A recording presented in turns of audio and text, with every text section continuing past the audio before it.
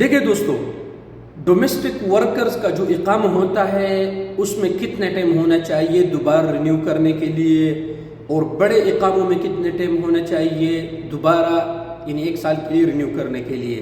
تو آپ دوستوں کو مختصراً سا بتاتا ہوں، ویڈیو کو لائک بھی کریں اور دوستوں کے ساتھ شیئر بھی کیجیے گا۔ دیکھیں دوستو، اگر آپ کا ڈومیسٹک ورکر کا اقامہ ہے اور آپ کے اقامے میں 14 مہینے کا ٹائم باقی ہے، 14 مہینے سے زیادہ نہیں ہونا چاہیے، تو آپ کا اقامہ دوبارہ رینیو ہو جائے گا۔ ٹھیک ہے دوستو، اور اگر آپ کا بڑا اقامہ ہے اور آپ کے اقامے میں 6 مہینوں سے زیادہ ٹائم ہے تو دوبارہ رینیو نہیں ہوگا۔ 6 مہینوں سے کم ٹائم ہے تو آپ کا اگر بڑا مؤسسے کا اقامہ ہے تو وہ دوبارہ رینیو ہو سکتا ہے۔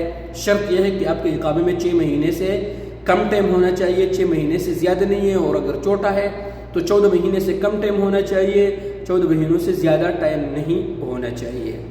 تو اگر ایجنٹ لوگ آپ کو کہتے ہیں تو کہ اقامہ رینیو نہیں ہوتا ہے، ٹائم زیادہ ہے، تو وہ جھوٹ بولتے ہیں، ان کے باتوں پر یقین نہیں کرنا۔ شکریہ۔